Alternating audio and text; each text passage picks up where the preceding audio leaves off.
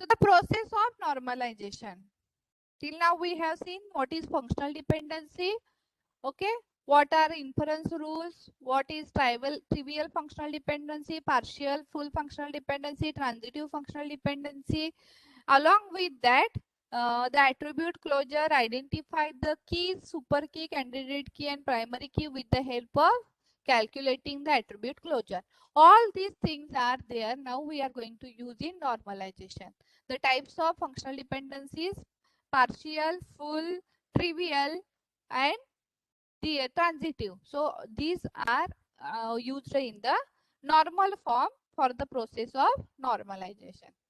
So normalization is a formal technique for analyzing the relations based on their primary key or candidate keys and functional dependencies.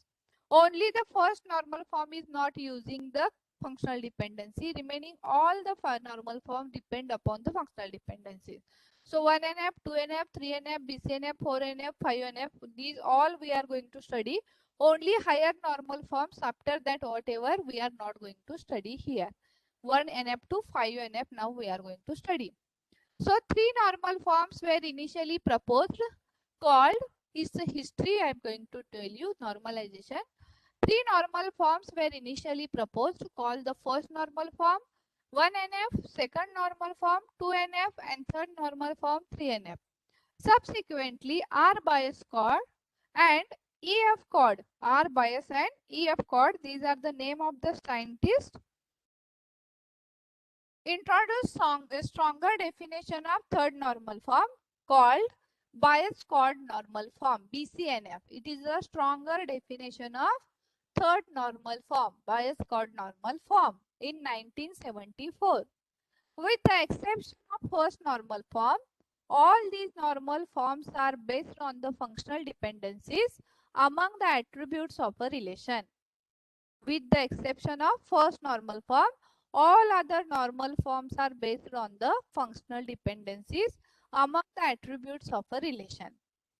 Higher normal forms that go beyond BCNF were introduced later, such as fourth normal form and fifth normal form in 1977 and 1979. However, these latter normal forms deal with the situation that are very rare. So whenever whenever we convert a bad database design into a good database design, when we consider any table, any relation, it must satisfy at least first three normal forms. It must satisfy at least first three normal form. Then only we can say that table, that relation is in the good normal forms. Fourth and fifth very rarely used, but we are going to study what is it mean by fourth and fifth normal form. BCNF is a stronger normal third normal form. So whenever we create a database, design the table, so each and every table must satisfy at least first three normal forms. Okay. So when we consider the normal form, there are two approaches, top-down approach and bottom-up approach. So in top-down approach, what we do normally, it is shown here, the users, whatever the requirement is there, requirement specifications are there, the designer first take all these requirements from the users. After that, along with that, some reports, forms, whatever available with that enterprise, these are also collected and the ER diagram is generated. Okay. So once ER diagram is generated, the next step is that the ER diagram is converted into the schema diagram. The ER diagram is converted into the schema diagram. So that attributes, whatever the entities, all are transferred from ER diagram to the schema diagram. So transfer it into the table format. So that table may be in unnormalized form. Unnormalized form means what? There may be some repeating groups available or may be present in that tables or in that relation. In relational database, we call normally it as a relation instead of table. So it may be possible that for some tables, repeating groups may be there and that we call it as a unnormalized form or UNF. Then the first step is that remove that repeating groups. And once we remove that repeating groups, the relation is now in the first normal form.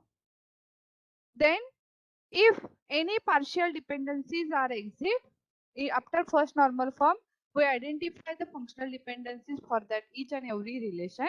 And then in that functional dependency, if any partial dependency is there, it results in data redundancy. And that's why the next step is to remove the partial dependency and transfer that relation into the second normal form. Then in the second normal form, if any transitive dependency is there, which again result in data redundancy, remove such transitive dependency. And then that relation is now in the 3NF. So these are the simple steps from unnormalized form to the first normal form, second normal form and third normal form. So simply remember that the ER diagram, first the requirement analysis is there. With the use of that requirement analysis, the entities, the attribute, the relations are decided and the ER diagram is drawn. That ER diagram is converted into the schema diagram, means into the relational schema. But this schema may be in unnormalized form. There may be repeating groups. Once we remove these repeating groups, it converted into the first normal form. Then after the first normal form, the functional dependencies are identified. Functional dependencies are identified. And if that functional dependencies include some of the partial dependency, then we remove that partial dependency and now it is in the second normal form. But again, if some transitive dependencies are there in the functional dependencies, need to remove that transitive dependency and then the relation is now into the third normal form. That is the procedure. Now we are going to see it with example one by one, all these normal form, first, second, third, BCNF, 4NF and 5NF. So unnormalized form, what is mean by UNF? A table or a relation that contains one or more repeating groups. A repeating group is an attribute or group of attributes within a table that occurs with multiple values for single occurrence of nominated key attribute. For a particular primary key or candidate key, multiple values may occur for some of the attribute. Now see it with example, then it becomes clear. Now for example, we consider a client rental table or the relation. So some instance is given here. In this client rental table or client rental relation, what we see here, client number, suppose it is a primary key. So client number, there is a one value for client name, but that client may take multiple properties on rent, correct? 1, 2, 3, 4, multiple properties on rent for some period. So that client number CR676 take the property PG4 and PG16 on rent. With the address of this property is this one. With the address of this property is this one. The rent started on 1st July 2003 and at 31st August 2004. The rent is 350.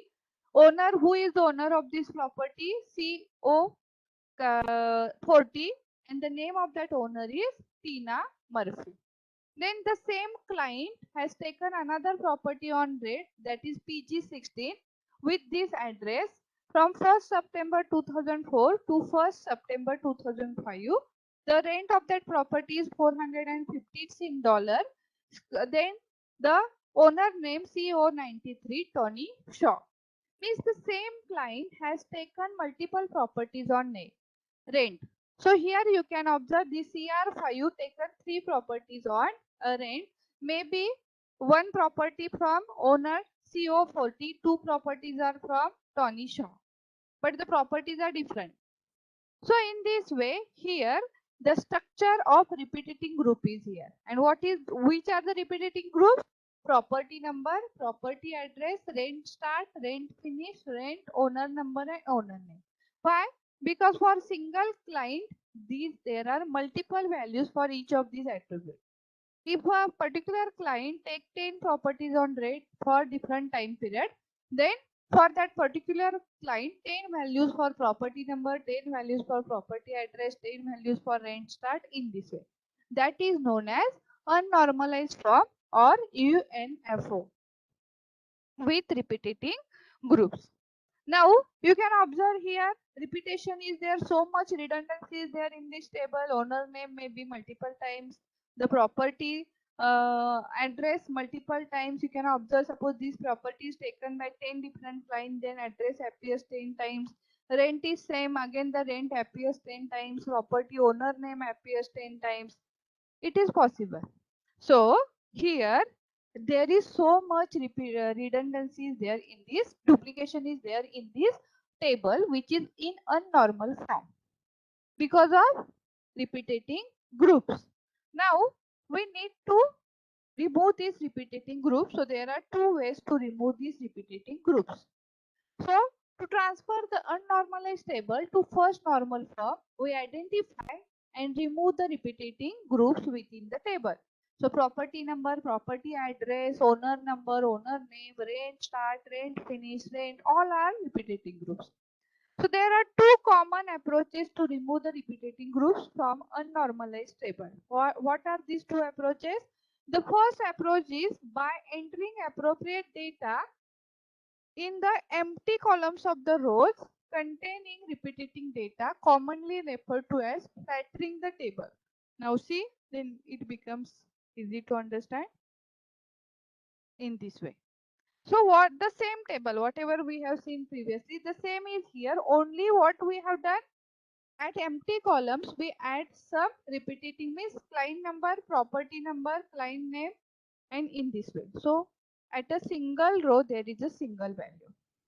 At a single row, at every column there is a single value. So client number, this client has two properties taken on the rent. This is the name of the client and the remaining information about the property.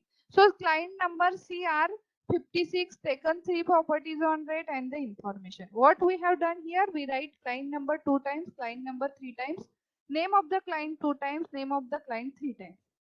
But is it a way, convenient way? No, it is not. Why? Again, it increases the redundancy. Instead of removing or minimizing the redundancy, it increases the redundancy. Client name. Suppose the client has taken 10 properties on rent. Then it increases the redundancy. The client name we are going to write 10 times. It is not the right way. But it is the one way that is flattering the table. The second way, with the second approach, we remove the repeating group by placing the repeating data along with the copy of original key attribute client number in a separate relation. So client number and client name, we generate a separate relation. For client number and client name, we generate a separate relation, and for remaining part, we generate a separate relation. Now see how it is. So the format for resulting 1NF relation is client number with client number and client name only there. So client name appears only once now, and the property rental owner information. So these client number, property number, and the remaining attributes as it is are there in this way. So you can observe here now the client number and the client name appears only once. Means even if this client has taken 10 properties on rent, the client name appears only once. And another thing is that every row and column there is a single value, individual value, atomic value. At every row and column there is a single value or atomic value. You can observe here. The lines are not drawn here actually, but it is like this. This is the rows. So here also you can observe the client, this client 76 taken this property. Now the name is not required because we have created a separate table for the client number and client name. And this property taken on the rent, when the rent is started, when it is finished, what is the rent, who is the owner, what is the owner name. Now these two tables or these two relations are in 1NF. Now these two relations are in 1NF. Then how we define 1NF? What is the definition of first normal form?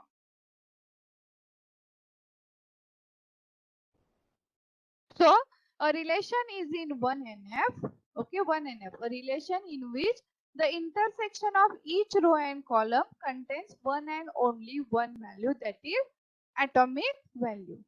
The intersection of each and every row and column contains one and only one value that we call individual or atomic value. So you can observe here at every intersection of row and column, there is a single value only. There is a single value only, that we call it as a, it is in the first normal form.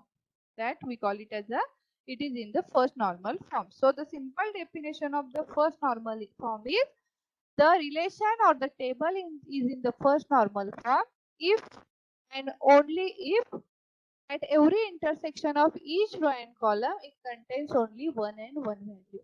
Means no repeating groups are exist there. There is no repeating group in the relation. Then we call it as a 1NF relation. Now the second NF. The first, as per the definition, the functional dependency is not required in 1NF. In 1NF only we remove the repeating group. No functional dependencies are used. But from the second NF or 2NF, we need to identify the functional dependencies, and accordingly we try to convert it into the different normal forms. So first, the definition of 2NF. A relation that is in first normal form means every relation that is in 2NF must be in the first normal form, 1NF also. So a relation that is in the first normal form and every non-primary key attribute, see, read it again, every non-primary key attribute is fully functionally dependent on the primary key. Every non-primary key means all other attributes other than the primary key. Means if client number is the primary key, which is the non-primary? The client name is non-primary attribute. So every non-primary key attribute is fully functionally depend on the primary key. Okay, full functional dependency is used. Means second normal form is based on the concept of full functional dependency. Now here in this case, suppose client. So what is the functional dependency? There is a single functional dependency. Client number tends to client name.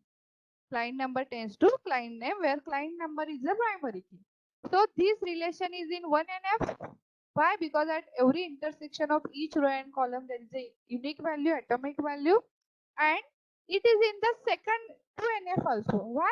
Because the non-primary key attribute is fully functionally dependent on the primary key attribute. Okay, so a relation with single attribute primary key is already at least in 2NF. Single attribute is there in the primary key, then that relation is always in 2NF. It is very easy to understand. Remember that. Why?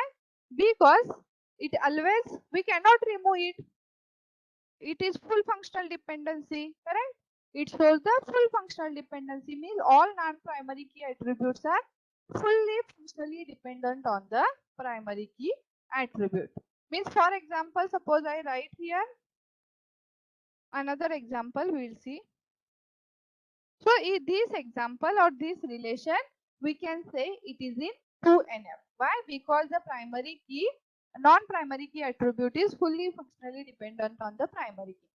Second normal form then applies to the relations with primary key composed of two or more attributes. Now see with this example. Property rental owner. The second example or second relation. The first client.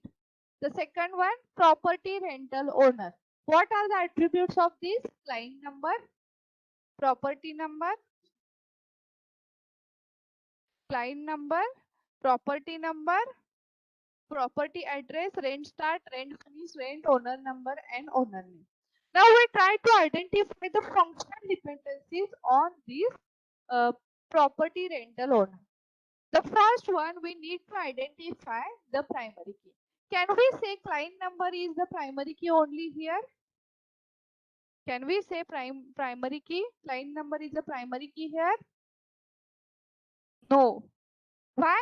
Because Here you can see the repetition. 3 times CR56 is there.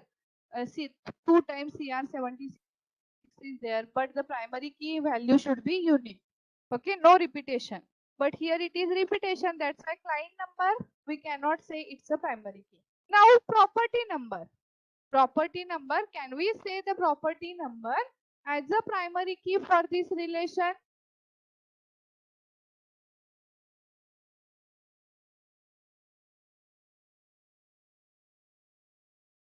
So property number also we cannot say the primary key, because you can see here PG4 appears 2 times, PG16 appears 2 times. So we cannot say property number alone as a primary key. Then we need to combine these together and make it as a primary key. We need to make this together or combine this together and make it as a primary key. So client number property number is the primary key. Now the first functional dependency that appears here, that identifies here, this client for this property number start rent on this date. You can observe here this one start date, end, finish here. So this is the first functional dependency. So client number property number is the primary key. So it is full functional dependency, as all non-primary key attributes are depend upon this primary key. Now see, if we observe this property information, what is the property information there? This is the property number. See, this is the address of the property. This is the owner of this property. This is the rent of this property, and this is the owner name. All are fixed for that particular property. See, once again I am telling, suppose I consider this property number. What is the address of this property? This is the address. Then what is the rent of this property? This one. Who is the owner? What is the name of the owner?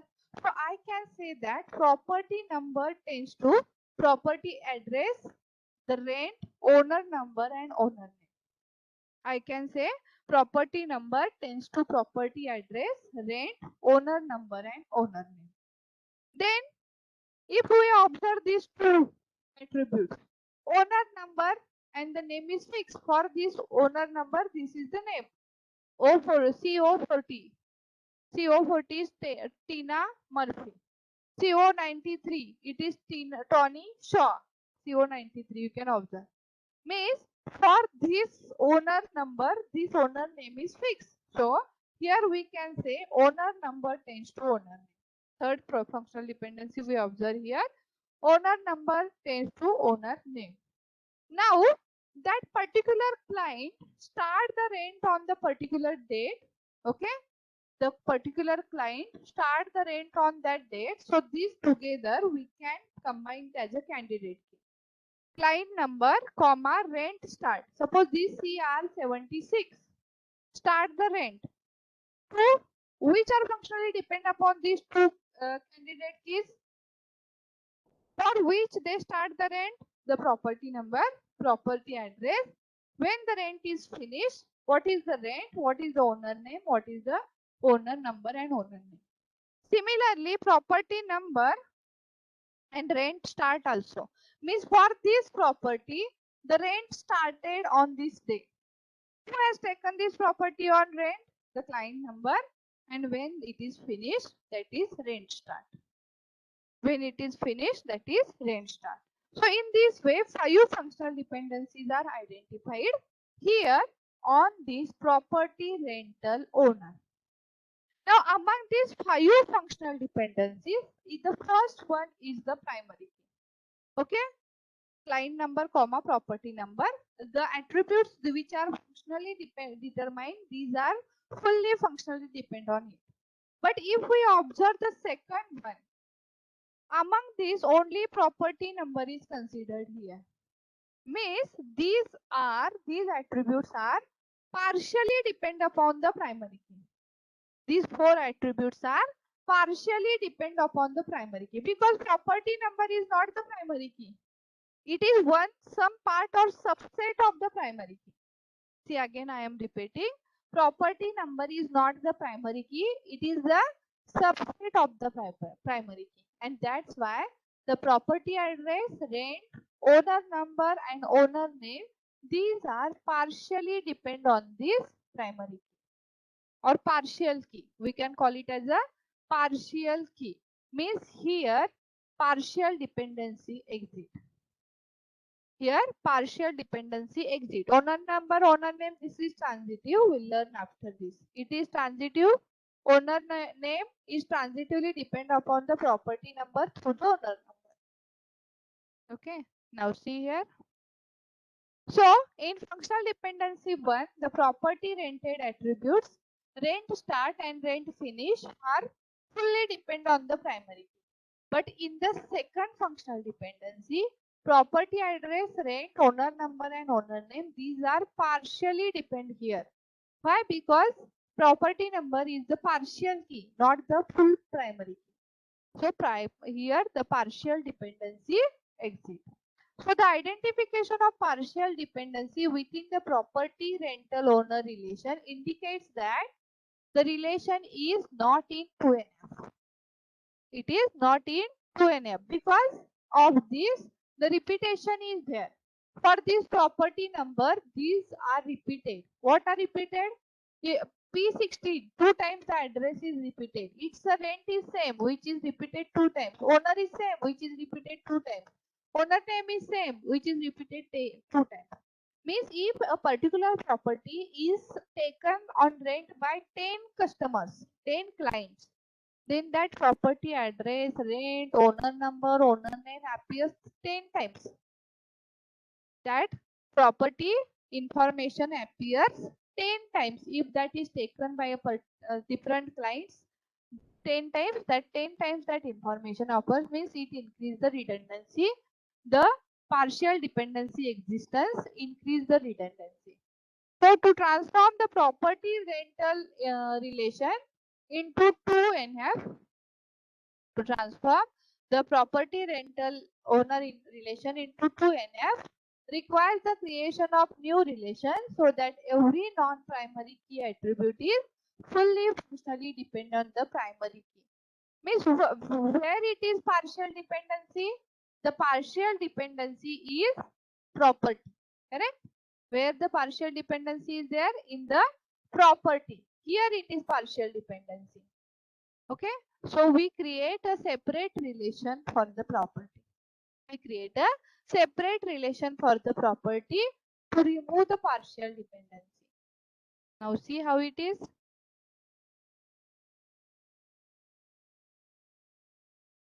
So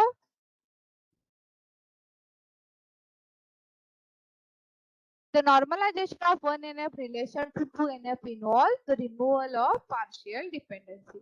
If a partial dependency exists, we remove the partially dependent attributes from the relation by placing them in a new relation. So here we create a new relation for their determinant. So this is our original relation, property rental owner with all these attributes. We decompose it into two relations, rental and property owner. Rental and property owner. So rental only consists of the information about the client who has taken that property on rent. What is the property number? What is the rent? When the rent is started and when the rent is finished. Means the property related information which is here generate the partial dependency, address, rent, owner number and owner name. For that we create a separate relation. What is the relation? It includes property number as a primary key, address, rent, owner and owner name. Why? Because that is repeated again and again because of partial dependency. So these two relations are generated here. That is the first line number with this functional dependency, and this is the rental. Now rental has three functional dependencies. That functional dependencies, 5 functional dependencies we need to now distribute.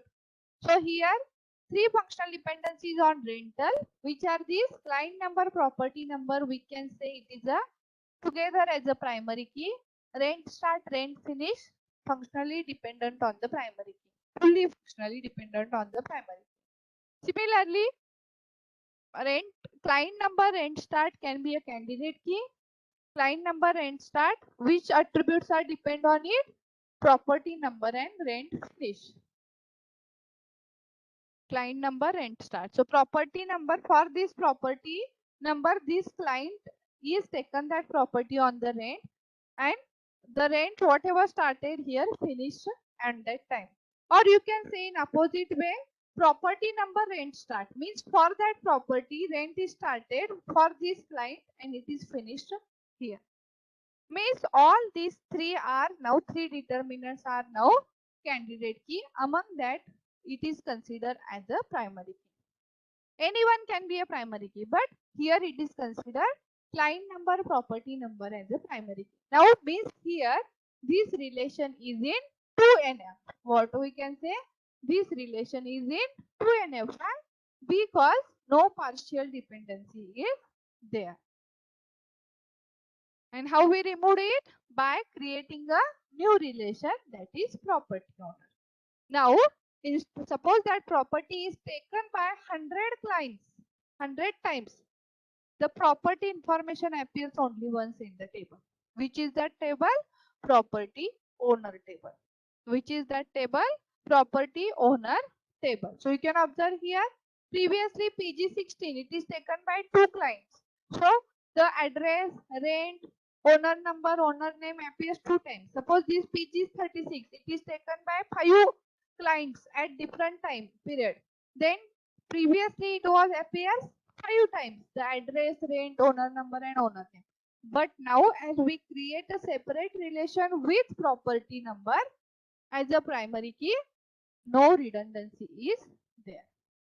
Now for these, 2 functional dependencies are here. 3 functional dependencies for rental, remaining 2 functional dependencies are for property owner. So it includes property number as a primary key, on which address, rent, owner number and owner name depend. But if we observe that owner number to owner name, it is also a dependency, functional dependency. So that is written here. Now how it is? It is a transitive. Why it is transitive? Property number tends to owner number and owner number tends to owner name. Means property number tends to owner name. Property number tends to owner name using the transitive dependency definition. Means the owner name transitively depend on the primary key through the owner number. Owner name transitively depend on the primary key through the owner number. What happens with the transitive dependency? That we need to learn here. What happens if there is a transitive dependency? If partial dependency, we observe that it creates the redundancy. The address appears so many times. The rent appears, number appears, owner number name so many times. But what happens if there is a transitive dependency occurs with the relation? In this relation, there is a transitive dependence. Suppose the owner CO. Suppose the owner CO93 Tony Shaw has 2 more properties, PG40, PG50 at London and at New York. Okay, at London and New York with some rent 400 and 500. What you observe here? Suppose this owner Tony Shaw has another 2 properties that he want to give on the rent. So what we observe here, that because of the transitive dependency, here it appears 4 times. Owner name appears 4 times. If that owner, correct, if that owner has 10 properties and the all 10 property he has given on the rent, then that owner name appears 10 times in this relation. The owner name appears 10 times in this relation. Why? Because that owner has multiple properties with him. And that's why the transitive dependency also creates the redundancy. Not big redundancy, but it creates the redundancy. So, although 2NF relation has less redundancy than those in 1NF, they may still suffer update anomalies. 3NF, a relation that is in the first and second normal form and in which no non-primary key attribute is transitively depend on the primary. Means if there is any transitive dependency, we need to remove that transitive dependency. So the normalization of 2NF relation to the 3NF relation involves the removal of transitive dependency. How to remove it? Again, by placing the attributes into the new relation, which generate the redundancy or which are in the transitive dependency. For that, create a new relation.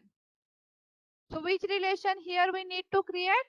We need to create property separate and owner separate. For that property, whoever the owner, that information separate. So here property for rent is the first relation and the second is the owner name and owner number. So owner number is added here to indicate that who is the owner of this property. We cannot remove both the attributes from this relation. Owner number remains as it is there. Why? To indicate this property is owned by this owner. As a foreign key, you can say now it appears here in this way. So first table created, that is property for rent with property number, address, rent and owner number. And second one is the owner with owner number and owner name. So the functional dependency is here. Property number tends to address, rent, owner number. Property number, address, rent, owner number. Now if that owner has 10 properties with him, the number is only appear 10 times. The name only appears only once in this owner table.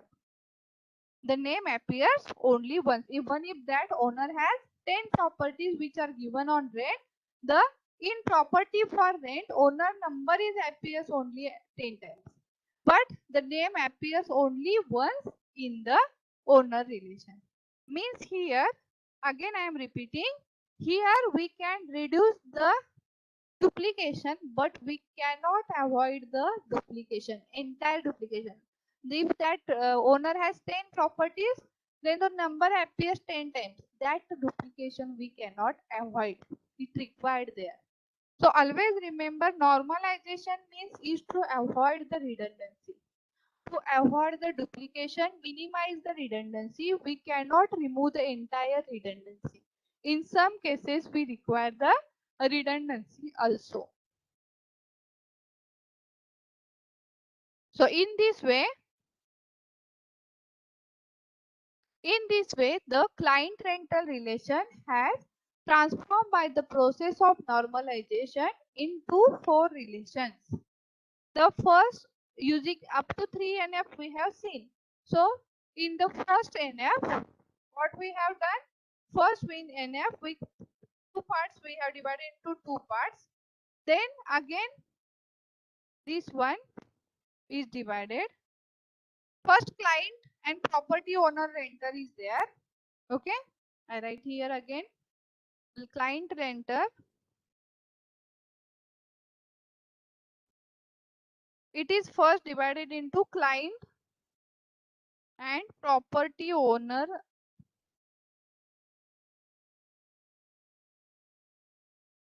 rental, which we divided into rental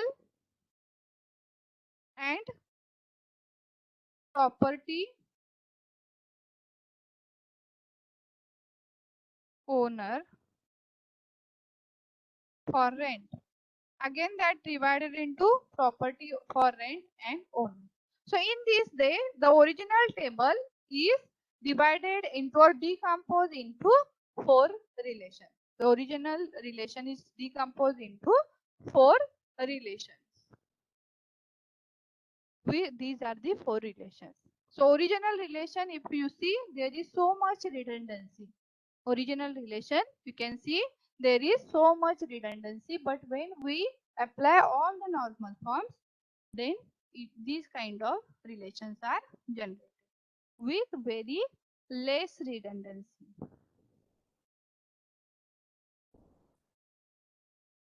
Clear to everyone?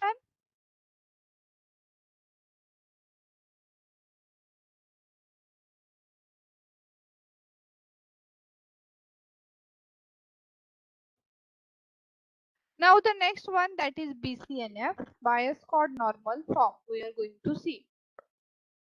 Now see, second and third normal form dissolve partial and transitive dependencies on the primary key of a relation. We see only primary key. We are not going to consider any kind of constraint on the candidate key. Only primary key we focus on the second and third normal form. In second normal form, what we define there, all non-primary key attributes should be fully functionally depend on the primary key. And in the third also, primary key is considered. So relation that have these type of dependencies may have update analysis. However, the definition in 2NF and 3NF do not consider whether such dependencies remain on the candidate key. Means candidate keys are not taken account anywhere. We only consider primary key. So this weakness in 3NF resulted in the presentation of stronger normal form. We call it as a bias chord normal form. Who is developed by Bias and Chord. These are the two scientists who developed this normal form. So it is known as bias chord normal form or BCNF. So this weakness in 3NF. What is the weakness of 3NF? Here in 2NF, 3NF, we do not consider candidate key. We only consider the primary key. So this weakness in 3NF, the stronger norm form is used, that is called bias chord normal form or BCNF. So the bias chord normal form BCNF is based on the functional dependencies that take into account all candidate keys in a relation. Means here we consider candidate keys means what? A relation is in BCNF if and only if every determinant is a candidate. Simple definition of BCNF. A relation is in BCNF if and only if every determinant is a candidate key. That is the way how to identify whether a relation is in BCNF or not. Now see the same example. We start with this one. First, client. What is the functional dependency of client? Client number tends to client name. Client number tends to client name, where client number is the primary key. So candidate key is chosen as a primary key, means if it is a primary key, it is a candidate key. And on this relation, there is a single functional dependency. Client number tends to client name. Means here the determinant is the primary key, means it is a candidate key. So this relation is in 3NF and also in BCNF. So one statement related to BCNF is that BCNF is a stronger form of 3NF, such that every BCNF relation is in 3NF, but it is not necessary that every 3NF relation is in BCNF. Opposite is vice versa is not true. Now this relation is in 3NF and also in the BCNF. Why? Because there is a only functional dependency one, and where the primary key is the candidate. Now we move towards the second example here, a rental. So rental has three functional dependencies: client number, property number, client number, rent start, property number, rent start. These are the determinants. All these determinants you can observe all are candidate keys. How to identify the candidate keys? If we calculate the closure of this client number, rent start, it gives all the attributes of the relation. And that's why all these three are candidate keys. Among these, client number, property number is chosen as the primary key. Among that, client number, property number is chosen as the primary key. So in this way, this rental relation is also in 1NF, 2NF, 3NF and also in BCNF. For BCNF, we check only that whether the determinants, all determinants are primary keys. Candidate keys. Now about this property for rent and owner number. Property number tends to property. So here the property number is the primary key and also it is a candidate key, correct? And that's why this relation is also in 1NF, 2NF, 3NF and BCNF. Owner number tends to owner name. So here also owner number is the primary key. It's a single attribute on the left hand side, which is the candidate key, also the primary key. So it is also in 1NF, 2NF, 3NF and BCNF. So while considering all these four tables or the four relations, we can say that the client, okay, the first one, property for rent means this one, and owner relations are all in BCNF. Why? Because there is only single determinant and that determinant is the primary key and the candidate key. So all these three relations are in BCNF also. Along with that, the remaining relation, that is rental, where there are three functional dependencies, but all these three functional dependencies are, the determinants are candidate key. So this relation is also in 1NF, 2NF, 3NF and BCNF. That is about the BCNF, which is a stronger normal form than the 3NF. Now the next one is, that is fourth normal form. For a relation to satisfy the fourth normal form, it should satisfy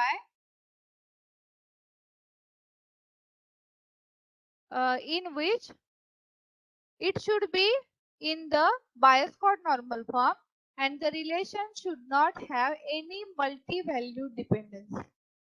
It should be in Bias-Chord normal form and the relation should not have any multi-valued dependency. Now what is mean by multi-valued dependency? And that one we are going to see.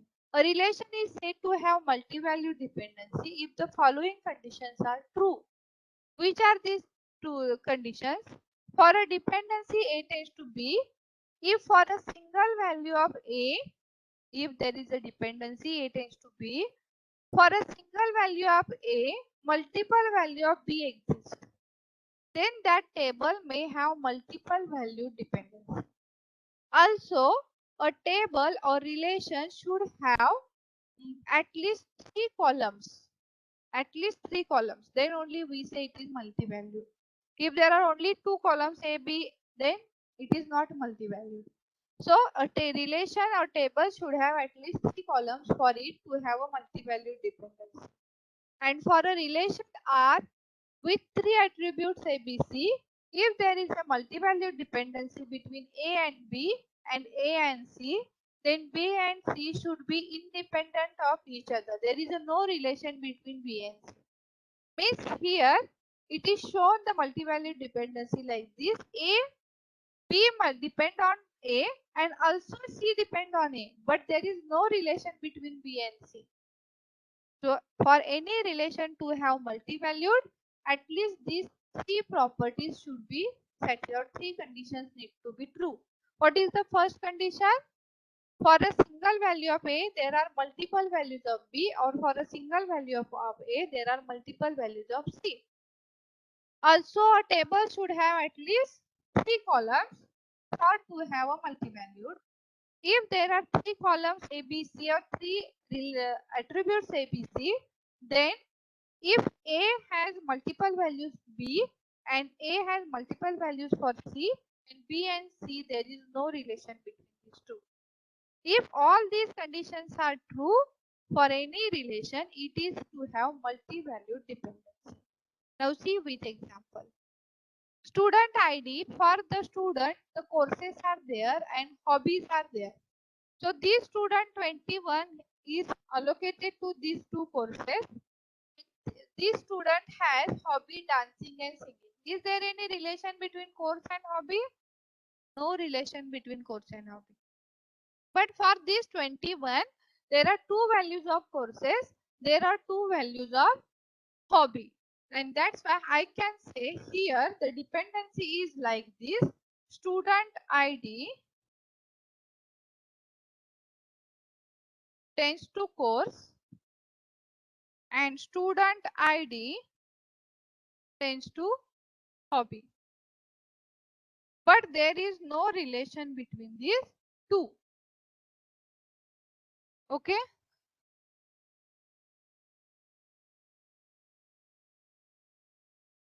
In this way, if multi-valued dependency exists, then we need to remove it.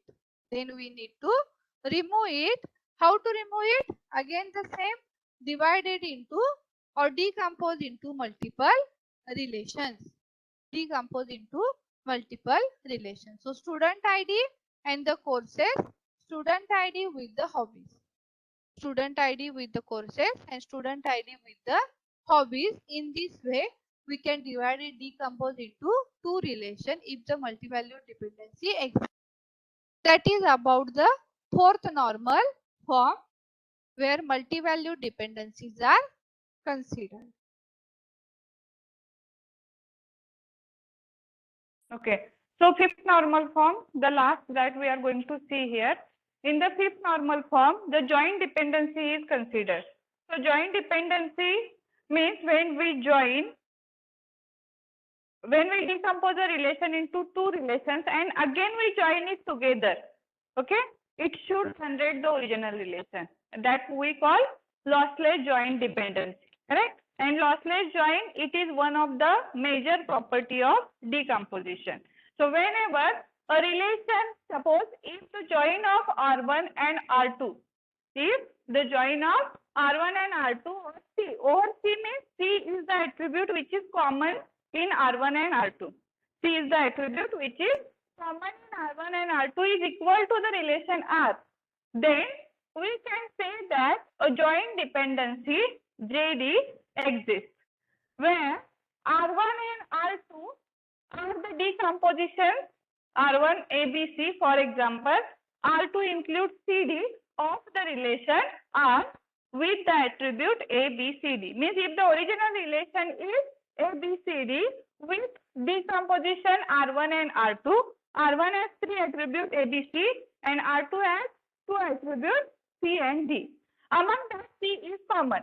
Okay. And in future, whenever required, when we join this R1 with R2, when we join this R1 with R2, it generates the original relation. No extra tuples are generated or no less tuples are generated. So no lossless joint dependency. So here we want the dependency which is lossless, no loss of information. That dependency, if it exists, then we call joint dependency is there, and that is the fifth normal form, or it is considered in the fifth normal form. So alternatively, we can say that R1 and R2 are lossless decompositions of R. So if there are n number of decompositions of a relation R, and when we join all these n decompositions together, it generates the original relation R. That is lossless joint decomposition.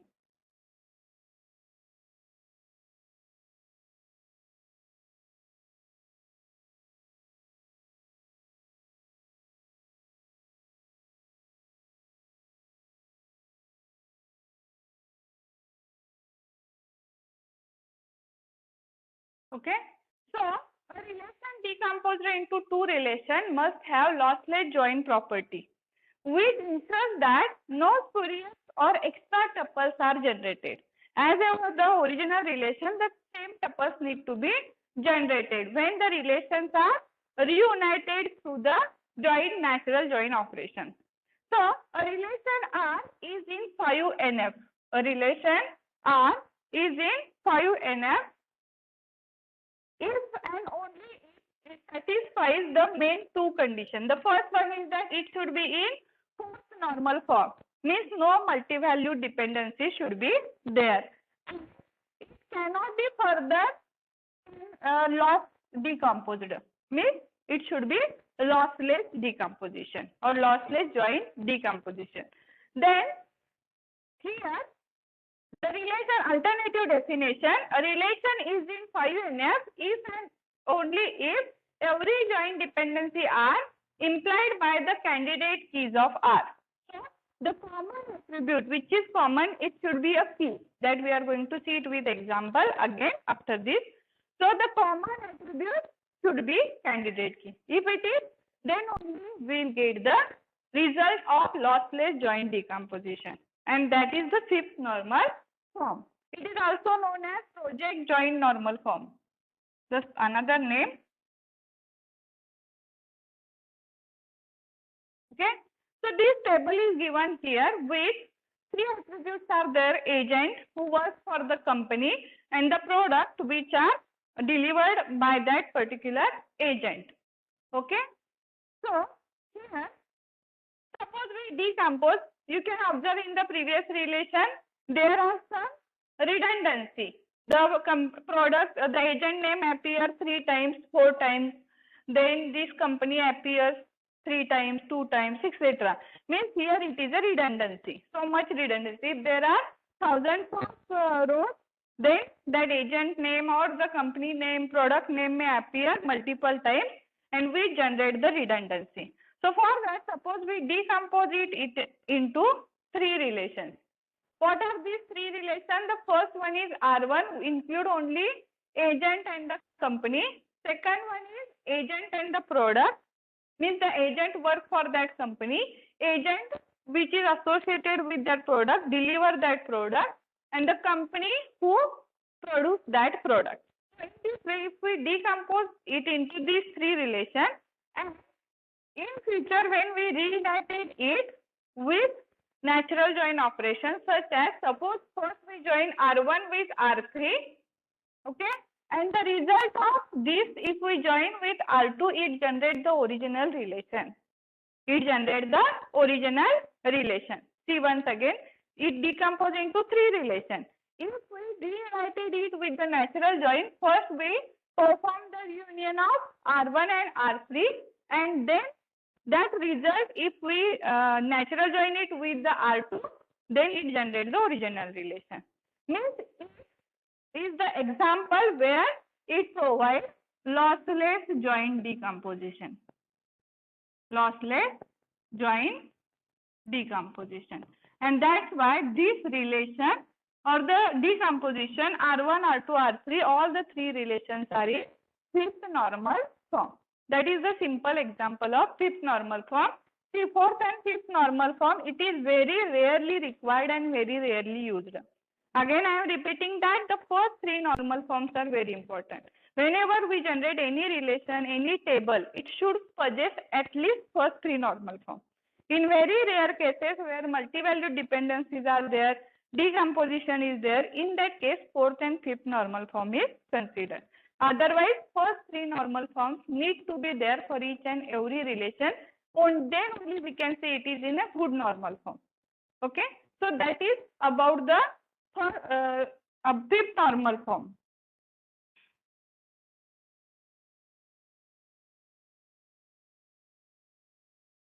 I've studied. Now, the last part that I am going to tell you, actually it is not given in the syllabus, it is an extra one. As I told that in the GATE question paper, there is always one question asked for minimum 2 marks, and this type of question there is each and every GATE paper. That you are given a relation, it's a decomposition with set of functional dependencies, and ask you whether it follows both the properties, lossless joint decomposition and dependency preservation. Now, how to identify whether the decomposition is lossless joint and preserve the dependency? So that part we are going to see now. So decomposition of a relation is done when a relational model is not in appropriate normal form. Means if there is so much redundancy, insertion, updation or deletion anomalies are there, then in that case we need to decompose the relation. So there are two important properties associated with the decomposition of a relation into smaller relation, the lossless join and dependency preservation. So lossless join means that ensures that any instance of the original relation can be identified from corresponding instance in the smaller relation. Means when we reunited it with the natural join operation, it must generate the original relation. And the second one is dependency preservation. That whatever the dependencies are there in the original relation, that should be followed by at least one decomposed relation. At least one of the decomposed relation. Now, if only the relation schema is given and the functional dependencies are given, no instance is given, then how to identify whether these two properties are possessed or not? That we are going to see now. Okay. So there are some rules for this, how to identify it, whether it is lossless joint decomposition or whether it preserves the dependencies. Now, if we decompose the relation R into two relations R1 and R2, okay? So, decomposition is lossy. Lossy means with some loss of information or with extra tuples are generated. It may be possible that some extra tuples are generated. So, when we call it, if R1 natural join is not equal to exactly R, and it is lossless if R1 in natural join is equal to original relation R. So, to check whether it follows the lossless joint decomposition property, there are not audible.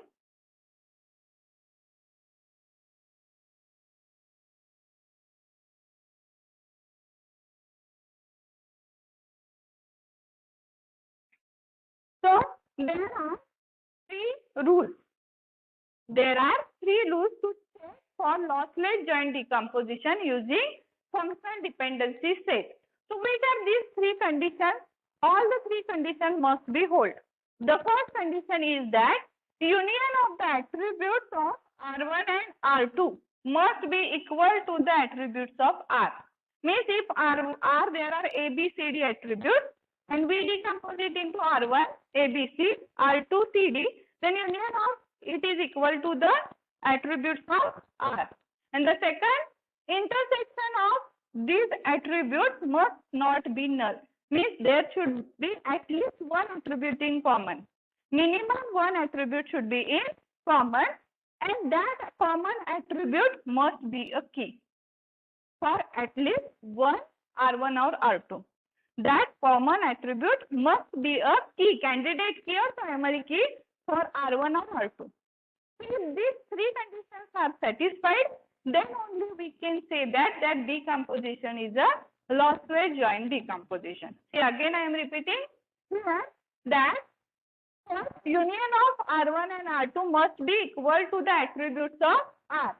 So, attribute of R1 union attribute of R2 is equal to attributes of R.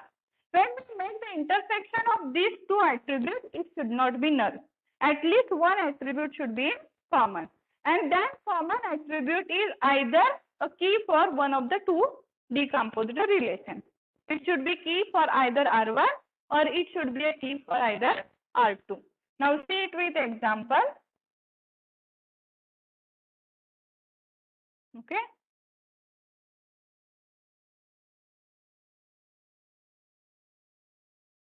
So, one example we are going to see here. For example, a relation R with four attributes A, B, C, D. The functional dependency here given on this relation is A tends to B, C. For the relation R, the functional dependency is given A tends to B, C. This is the functional dependency. Okay, suppose it is decomposed into two relations, R1 with A, B, C and R2 with A, D. So, first one is that if we consider for this A tends to B, C and for this A tends to D. A is the common attribute between these two. So, what is the first rule is that In the first rule, the union of both the attributes should be equal to the original relation. So ABC and AD is equal to the original relation. So first condition is satisfied. What is the second condition? Intersection of both should not be null. So here one attribute is in common. So intersection is not null. So first is condition is satisfied. Second condition is satisfied. Now the third condition is that it should be a key for at least one attribute. The common attribute is A, and the for A, B, C, what is the functional dependency? A tends to BC. Means what? A functionally determines all other attributes. A tends to BC. BC is other attributes than the primary key. So A becomes primary key. Why? It functionally determines all other attributes of the relation. Means here the common attribute is the key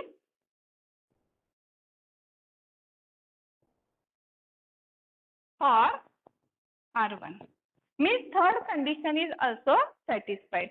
As all the three conditions are satisfied, we can say that the decomposition of R into R1 and R2 is lossless joint decomposition. That is the simple way to identify whether the given decomposition is a lossless joint or not.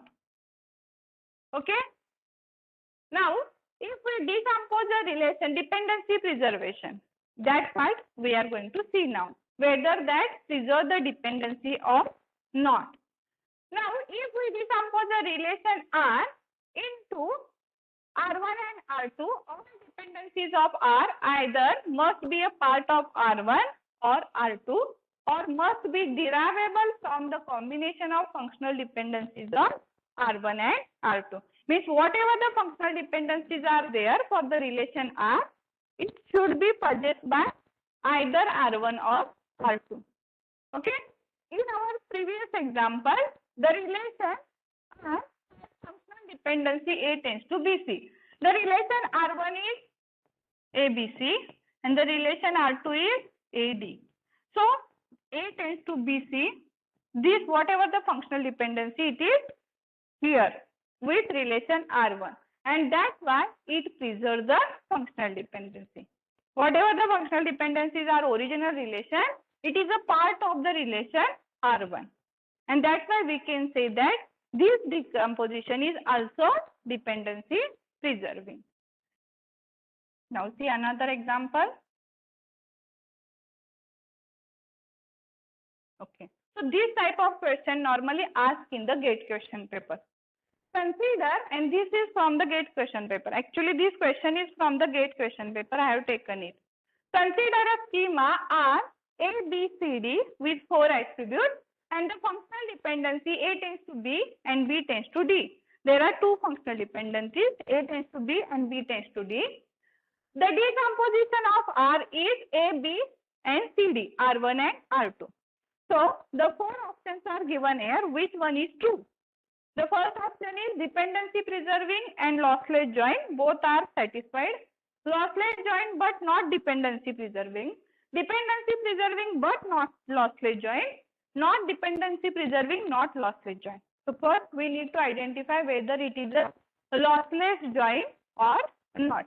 So again there are 3 conditions that we need to check. What is the first condition? That the union of both the attributes R1 and attribute of R2 is equal to attributes of R. Okay. So R1 has AB and it has CD.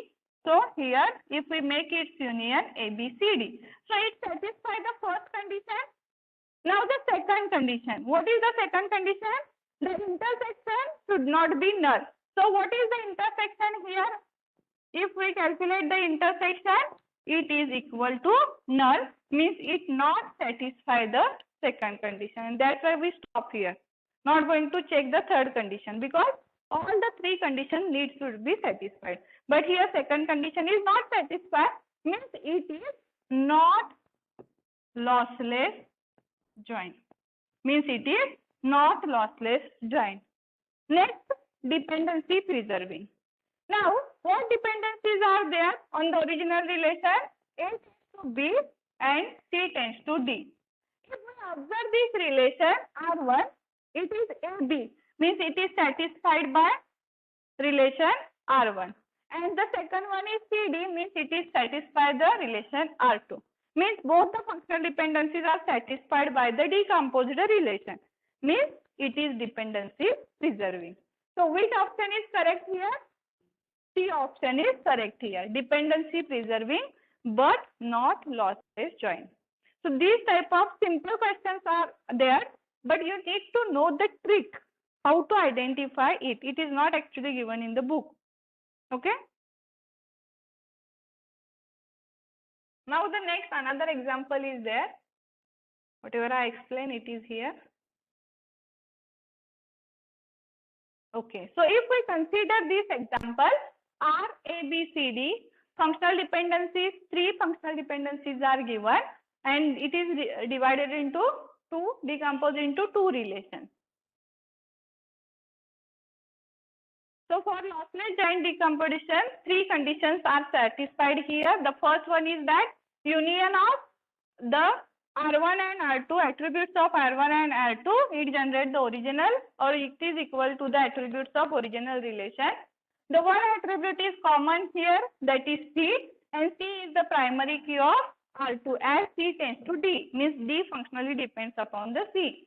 Hence it is lossless joint decomposition. And the dependency preservation, there A tends to B, A tends to C and C tends to D. So A tends to B and A tends to C insured in R1 and C tends to D can be insured in R2, and that's why it is dependency preserving also.